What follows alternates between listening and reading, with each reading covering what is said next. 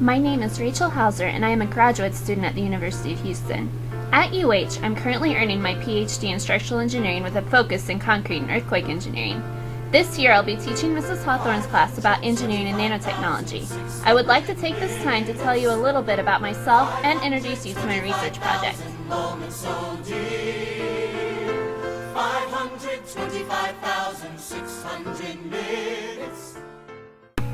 I grew up in Scottsburg, Indiana, a small city of approximately 6,000 people located about 30 miles north of Louisville, Kentucky. Some of my favorite activities while I was growing up were cheerleading, gymnastics, dancing, and participating in community service. Well, I was born in a small town and lived in a small town. Happy died in a small town, oh, small communities. All my friends in a small town.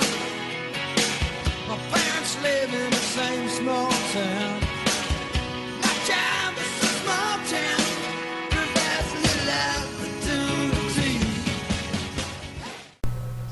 I graduated from high school in 2004. During my senior year, I developed an interest in engineering. I chose to attend Rose-Hulman Institute of Technology, which for the last 12 years has been ranked #1 in undergraduate engineering by U.S. News & World Report. At Rose-Hulman, I continue to be active in cheerleading in addition to student government, drama clubs, and professional engineering organizations. I graduated with my bachelor's degree in civil engineering in 2008.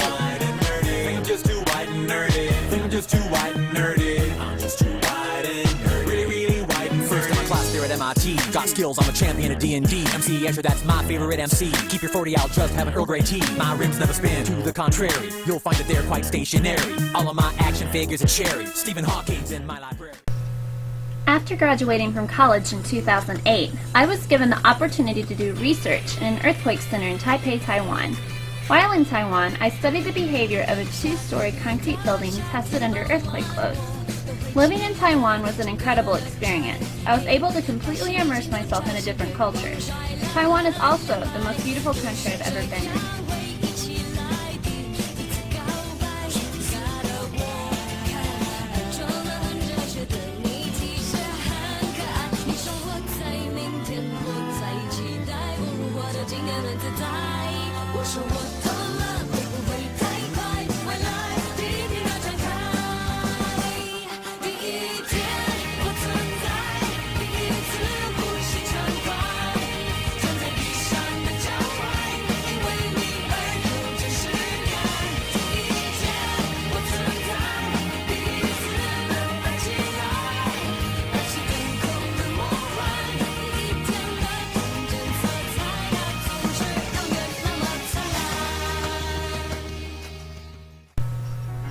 In the fall of 2008, I moved to Houston, Texas to pursue graduate school.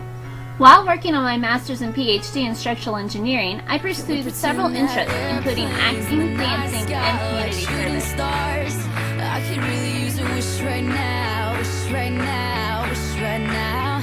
Could we pretend that airplanes in the night sky are like shooting stars? I could really use a wish right now, wish right now, wish right now. Yeah.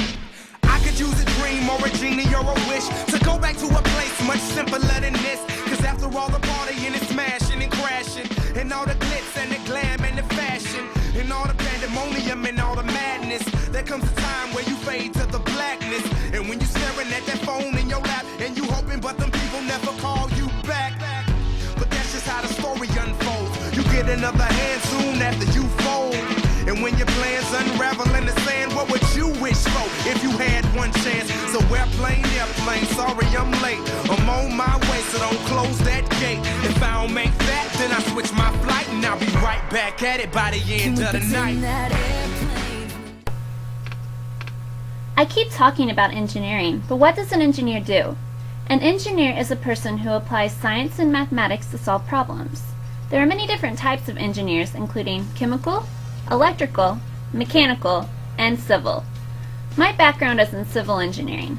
Civil engineers can design many things such as drainage systems, wastewater treatment plants, or buildings. My specialty is structural engineering, which means that I study things like buildings and bridges.